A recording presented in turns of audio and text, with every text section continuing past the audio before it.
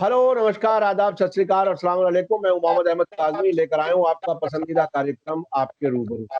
हम देश दुनिया की खबरों को आप तक पहुंचाते हैं और उन खबरों के पीछे क्या कुछ हो रहा है वो भी हम बताने की कोशिश करते हैं। और खबर को नजदीक तरीन जो कुछ हो सकता है वहां तक हम पहुंचने की कोशिश करते हैं टेक्नोलॉजी के जरिए। स्काइप के जरिए हम आपने देखा देश विदेश से हम अक्सर इंटरव्यूज आप तक पहुंचा रहे हैं।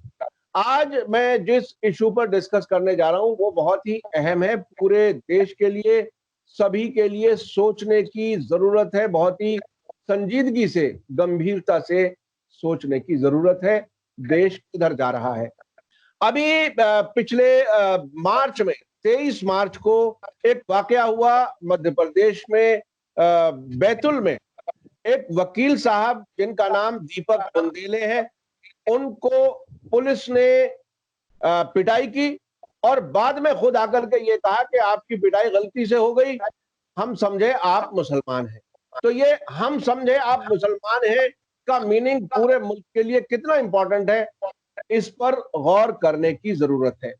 देश हमारा जो संविधान है वो सभी को बराबर के हक देता है और सेकुलर मुल्क है। सभी मजहबों को बराबर का हक है अपने मजहब के साथ रहने का, मजहब का प्रचार करने का और पीसफुली शांति से रहने का हर एक को हक है। लेकिन ये एक बहुत बड़ा वाकया था जो मैं समझता हूं हर समझदार इंसान के लिए, जिसके दिल में दिल धड़कता है इंसान का, उसके लिए बहुत ही अहम ये एक मसला था। मेरे साथ इस वक्त जुड़े हैं दीपक बुंदेले, खुद खास मेहमान है हमारे आज। और मैं उनसे ये समझने की कोशिश करता हूं कि उस केस में अब आगे क्या हो रहा है। दीपक बुंदेले साहब, आपका वेलकम है मीडिया स्टार वर्ल्ड में। आप बताइए कि आप बड़े टफ टाइम से गुजर रहे हैं, हमें इस बात का अंदाज है।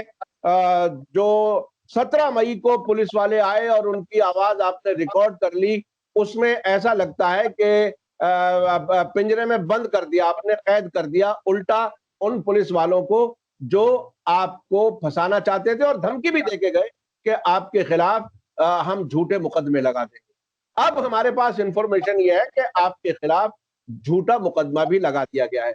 अब आप क्या महसूस कर रहे हैं? कानूनी प्रक्रिया कहां तक पहुंची? जी, सभी सभी लोगों का प्यार मिला, दुआएं मिली, उसके लिए सबका शुक्रिया। कल मेरी एंटीसिपेटरी बेल हो गई है। माननीय न्यायालय ने मुझे अग्रिम जमानत प्रदान की है, बैतूल कोर्ट ने। और मतलब पुलिस ने जो कहा था वो किया। पुलिस ने कहा था कि आपको झूठे मुकदमे में फंसा देंगे, उन्होंने फंसा दिया। वो इतने ईमानदार तो हैं। तो और मुझ पे जो एफआईआर दर्ज होती है वो कब होती है? मेरे हाईकोर्ट जाने के बाद। मैंने कई मरतबा कहा है कि मैं अगर आप पुलिस उचित कार्रवाई नहीं करे, दोषियों के खिलाफ कार्रवाई नहीं करे, तो मैं हाईकोर्ट की शरण में जाऊंगा। मैं हाईकोर्ट की शरण में गया, हाईकोर्ट नोटिस जारी करती है, उसके बाद मेरे खिलाफ एफआईआर दर्ज करती है पुलिस। मतलब और 23 मार्च की घटना जैसे आपने बताई, जब मुझे पीटा गया, मुझे नहीं पता था क्यों पीटा गया। मैं जा रहा था, मुझे लगा गया, मामला इतना ही था।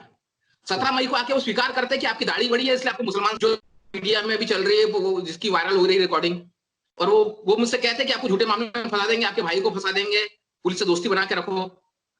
ये वो धमकी देके गए। तो ये धमकी वाला मामला है, उन्होंने उसको चरितार्थ किया है, झूठ नहीं बोली पुलिस ने, उन्होंने झूठे मामले में फंसा दिया मुझे। तो अब आपको क्या लगता है, कानून जो हाई कोर्ट ने जो कुछ अब तक किया है उसके बारे में आप बताइए। जो बुनियादी जो पहला जो मुकदमा जो आपने किया था पुलिस के खिलाफ, उसमें इस वक्त क्या पोजीशन है, कहां तक बात पहुंची, क्या हो रहा है उसमें? माननीय उच्च न्यायालय ने कल जो अभी लास्ट सुनवाई थी उस पे 30 तारीख को उस पे कहा है संबंधित पक्षों से कि जवाब पेश करे और वीडियो रिकॉर्डिंग पेश करे। जो कह रहे थे अभी तक डिलीट हो गई, सीसीटीवी फुटेज डिलीट हो गई। तो माननीय न्यायालय ने कहा है कि आप वीडियो रिकॉर्डिंग पेश करें। एहतेशाम हाशमी साहब मेरे वकील है इस मामले में, जो हाईकोर्ट में केस देख रहे हैं। और तो हाईकोर्ट ने उनको कहा है कि आप रिकॉर्डिंग के साथ जवाब पेश करें सभी पार्टियों का। तो फिलहाल अगली तारीख तो 9 तारीख है, 9 जुलाई। तो क्या अब तक क्या कहती रही है पुलिस? सीसीटीवी फुटेज के लिए अब तक क्या कहा है उसने? देखिए, सीसीटीवी फुटेज के लिए दो बात कहती रही है। एक तो सूचना के अधिकार में आवेदन लगा है, अभी भी पेंडिंग है, अब प्रथम अपील अधिकारी एसपी बैतूल के पास। जो पूर्व एसपी थे डीएस भदौरिया, वो मुझसे कह चुके थे यार वकील साहब वो तो डिलीट हो गई। मौखिक कहा था उन्होंने, कोई रिकॉर्ड नहीं दिया था। हमने कहा था कि रिटर्न दे दो, डिलीट हो गई हो तो। इन्होंने वही बात रिटर्न पेश की, कहां पर? हाई कोर्ट में। इनकी सरकार की पार्टी ने, सरकार ने, ये डिलीट हो गई है। तो वो सीसीटीवी फुटेज आप दे नहीं रहे हो, मुझ पे मुकदमा लगा रहे हो। मैं फरियादी हूँ, आरोपी नहीं हूँ। मैं अपना आवेदन लेके फरियाद करने गया पुलिस के पास कि आपके बल के लोगों ने मेरे साथ मारपीट की है, मुझे गाली गलौज की है, ये किया है, वो किया है, जो तमाम चीजें मैंने अपने आवेदन में, मैं तो फरियादी हूँ। मतलब पुलिस पे विश्वास क्यों करें लोग? आप बोले फरियादी कोई आरोपी बना देती है। ये 188, 294 और 353 का मामला मुझ पर रजिस्टर्ड कर दिया।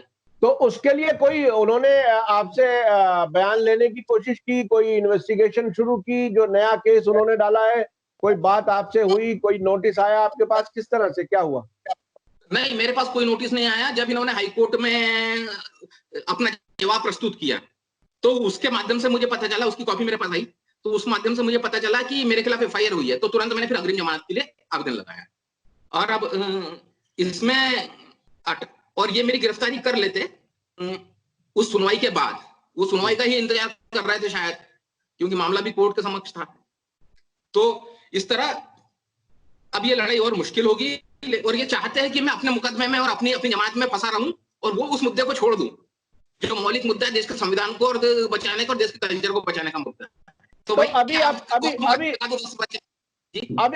अभी आप अपने आप को कहाँ महसूस कर रहे हैं? आपकी प्रायोरिटी अब क्या होगी? पुलिस तो आपको फंसाना चाह रही है, जाहिर है आदमी अपने आप को बचाने की कोशिश करता है, लेकिन जो देश के हालात हैं, जिस तरह से नफरत की सियासत हो रही है, उस सियासत के हिसाब से पुलिस भी काम कर रही है, जो उसने खुद एक्सेप्ट किया है। अब आप अपने आप को कहाँ महसूस करते हैं? ये स्ट्रगल, ये एक खास तौर पर आपको ये एहसास हुआ होगा कि मुसलमान होने का क्या मतलब है इस देश में। आपको अब कैसा लगता है? समाज में आपको कैसा लगता है? कानूनी तौर पे अपने आप को कहाँ महसूस करते हैं? आप कितना मजबूत है, कितना कमजोर है, क्या है आपकी हालत, क्या है? देखिए, पुलिस तो कुछ भी लिख दे, वो कुछ भी एफआईआर कर दे, झूठी एफआईआर कर दे, जो की है उन्होंने। मेरा न्याय व्यवस्था पे पूरा भरोसा है, और मैं पेशेगत वकील आदमी हूं। मुझे पता है कि मतलब आखिर दरवाजा अदालत का है, अदालत में जाएंगे हम। अभी हम अदालत की शरण में ही है। पुलिस मेरे अदालत में जाने के बाद मुझ पर मुकदमा दर्ज करती है। तो पुलिस मतलब ये जो मुकदमा है जिसमें पुलिस ने स्वीकार की कि मुसलमान देख के मारते हैं, तो ये गले की हड्डी बन गया है, ना उगल पा रहे ना निगल पा रहा है।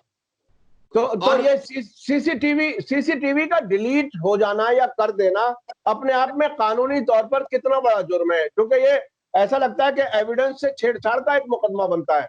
क्या है ये? बिल्कुल बिल्कुल बिल्कुल। मैं ये बिल्कुल, मैंने डीजीपी को लेटर लिखा, उसमें मैंने जिक्र किया है कि बैतूल एसपी डीएस भदौरिया के खिलाफ एविडेंस के साथ छेड़छाड़ का मामला दर्ज होना चाहिए। क्या वो कह रहा है कि रिकॉर्डिंग डिलीट हो गई? और क्या सिर्फ उसी जगह की डिलीट हुई, बाकी पूरे शहर की भी डिलीट हुई? क्या हुआ, मतलब उसकी भी कोई डिटेल पता चल पाई या उसी स्पॉट की डिलीट हुई? क्विंट के एक इंटरव्यू में श्रद्धा जोशी एडिशनल एसपी कहती है कि वो 30 दिन बाद अपने आप डिलीट हो जाती है। तो भाई आपने लाखों करोड़ रुपए के कैमरे क्यों लगवाए? कि अपराधी को संरक्षण देने के लिए लगाए या आप रिकवर करें उसे? तो वो 30 दिन गुजर चुके थे जब वो 30 दिन गुजर चुके थे जब ये मामला उठा था। नहीं, मामला तो दूसरे दिन से था। मैं तो डीजीपी को लेटर लिखा था कि इस डीजीपी और तमाम जगह लेटर लिखा था मैंने कि ये वीडियो क्लिप सुरक्षित रखी जाए। हाँ, तब तो उनकी जिम्मेदारी बनती थी। फिर तो वो 1 महीने वाली लिमिट भी वो उस पर अप्लाई नहीं होती जब आप कंप्लेंट कर चुके थे। बिल्कुल, कैसे हो गया? हम तो कह रहे हैं आपको कि भाई गड़बड़ हुआ है, आपने इसलिए तो लगाया कि हमने करोड़ रुपए खर्च करके, लाखों रुपए खर्च करके। तो अब ये बताइए, अब ये बताइए कि आप अपने आप को कहां पा रहे हैं? आप इस स्ट्रगल को कहां तक ले जाएंगे, क्या करेंगे? आपको क्या समाज में जहां एक तरफ वो नफरत करने वाले लोग भी जाहिर है आपको धमकियां भी दे रहे होंगे, लेकिन दूसरी तरफ से क्या, किस तरह से है, क्या जो सेकुलर लोग हैं, जो और खुद आपके अपने वकीलों की फ्रेटर्निटी का क्या हाल है? वो आपको, आपके साथ अब किस तरह से बिहेव करती है? देखिए, आप समाज में मेरी हैसियत एक आरोपी की हो गई है। बहुत स्पष्ट बात है, मैं कोई झूठ बात और या कोई बेलाग लपेट कहूंगा, क्योंकि मुझ पर मामला दर्ज हो गया। अब मैं आरोपी हूं समाज में, है ना? लेकिन समाज पुलिस की हैसियत और पुलिस की औकात जान चुका है। तमिलनाडु की घटना अभी दुनिया के सामने है। जो मेरी वॉइस क्लिप वायरल हुई थी उसको दुनिया ने देखा, 18-20 देशों के लोगों ने उस पर ट्वीट किया था, 18-20 देशों के, स्वीडन से लेके तो यूएस तक वो बात उठी थी। तो पुलिस तो पे पुलिस का मामला, लेकिन और समाज का जो मामला है वो अब मैं आरोपी हूँ, अब मुझ पे आरोप लगे हैं, तो माननीय न्यायालय के इसमें हम जाएंगे और वहां अपना पक्ष रखेंगे। लेकिन जो प्यार मोहब्बत करने वाले लोग हैं, जो इस देश के कल्चर से प्यार करते हैं, वो सब मेरे साथ है। मतलब ये आरोप लगने के बाद भी कई लोगों के मैसेज और ये इस तरह से आए, हालांकि मैं जवाब नहीं दे पाया, एफआईआर का पता चला तो, कि ऐसा लगता है प्यार करने वालों की तादाद बहुत है, ये मुट्ठी भरी है नफरत करने वाले। जी जी जी।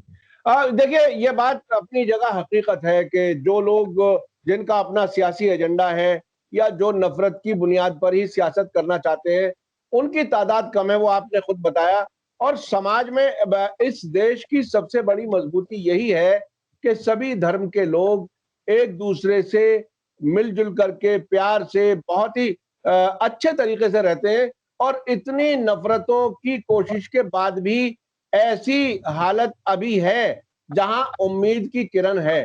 तो अभी अभी आप अपनी ताकत, मतलब मैं फिर बार बार आपसे वो एक ही सवाल कर रहा हूं कि आप अपने आप को कितना मजबूत महसूस कर रहे हैं, आप कितना कहां तक जाएंगे, आप क्या करेंगे? चूंकि सामने सरकार है और सरकार की वो तमाम गलतियां, वीडियो डिलीट हो गई, बाद में कोर्ट आपका बाद में आपके खिलाफ एक केस लगाया गया, वो सारी चीजें अगर कानून की नजर से देखी जाए तो गलत है। लेकिन ऐसा लगता है कि गलत वाले ही लोग हावी हो रहे हैं। ऐसी हालत में आप क्या करेंगे, कैसे चलेंगे आगे? नहीं, वो एक बुलबुला है पानी का गलत हावी होने का, फूट जाएगा। ये जो गलत हावी हो रहे हैं, ठीक है, मामला दर्ज हुआ है कोर्ट में, विचारण है, अभी जमानत मिली, अग्रिम जमानत मिल गई है, चलेगा मामला। और ऐसा नहीं अभी 2-4 मुकदमे और लगाएंगे, मुझे पता है, मैं बिल्कुल निश्चित हूं इन पे, मुझे पूरा भरोसा है मध्य प्रदेश की पुलिस पे कि वो ऐसा जरूर करेगी, 2-4-10 मुकदमे और लगाएगी मुझ पे, बिल्कुल ऐसा करेगी। और अब जो अभी तमाम प्रगतिशील लेखक संघ ने, जनवादी लेखक संघ ने, तमाम राइटर्स एसोसिएशन ने मेरी इस मुकदमे में पुलिस की आलोचना की है कि आप क्या कर रहे हो, 90 दिन, 80 दिन, 100 दिन बाद फरियादी पे मुकदमा दर्ज कर दे रहे हो। यहां से लेके भोपाल तक और भोपाल से लेके दिल्ली तक तमाम आलोचना हो रही है पुलिस की इस कार्रवाई की। तो मध्य प्रदेश पुलिस अपने आप को एक्सपोज कर रही है कि वो क्या है। अच्छा, इन तजर्बों के बाद, इन तजर्बों से जब आप गुजर रहे हैं, आप देश की जनता को क्या कहना चाहेंगे इस वक्त? ये बहुत ही क्रूशल वक्त है। सेकुलरिज्म को बचाना एक चैलेंज है, जबकि सरकार में बैठे लोग उनको सपोर्ट करते हैं जो गलत काम कर रहे हैं। ऐसे कई कई मिसालें सामने आई हैं। दिल्ली में जो दंगे हुए उसमें भी बाकायदा पार्टी के लीडर्स थे जिन्होंने भड़काऊ भाषण दिए थे। इसी तरह से बहुत सी जगहों पे होते हैं। यहाँ आपकी पिटाई बिल्कुल उस दिन हुई जिस दिन बीजेपी सरकार शपथ ले रही थी। वो बड़ी सिंबॉलिक है अपने आप में वो डेट। तो उसके बावजूद आप अपने आप को कहाँ महसूस कर रहे हैं, क्या कहाँ तक चलेंगे, और आप किस नतीजे तक पहुंचाना चाहते हैं? देश को क्या बताना चाहते हैं? देश की जनता को क्या कहना चाहते हैं?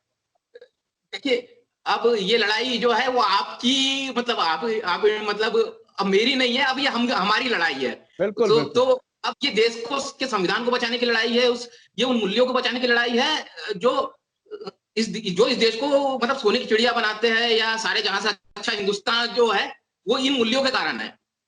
पार्टी आएगी जाते रहेगी, उससे फर्क नहीं पड़ता, सरकारें बदलते रहेगी, वो डेमोक्रेसी में होता ही है और होना भी चाहिए। तो ये उन मूल्यों की लड़ाई है और आखिरी सांस तक लड़ेंगे। जी, बहुत बहुत शुक्रिया दीपक बुंदेले साहब। आप हिम्मत कर रहे हैं, आप एक अच्छे पत्रकार भी रहे हैं एक जमाने में, आप वकालत करते हैं, और ये शायद पुलिस वालों से गलती हो गई कि वकील की पिटाई हो गई और ऐसे इंसान की पिटाई हो गई जो मुसलमान दिखता है, देखने में दाढ़ी ऐसी है।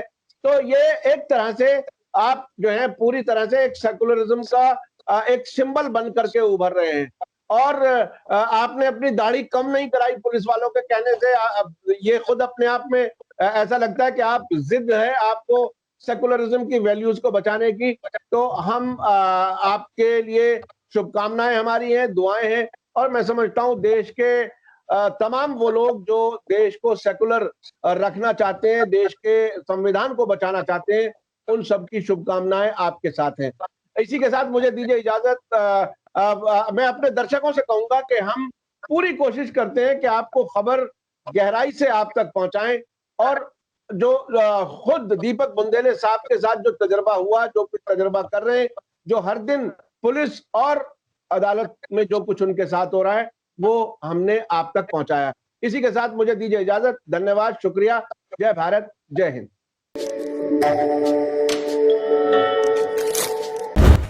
मीडिया स्टार वर्ल्ड के और वीडियो देखने के लिए हमारे चैनल को सब्सक्राइब करें और सीधे नोटिफिकेशन पाने के लिए बेल आइकन दबाएं। और अगर हमारी खबर सच्ची और अच्छी लगे तो अपने व्हाट्सएप, इंस्टाग्राम, फेसबुक और ट्विटर अकाउंट पर जरूर शेयर करें।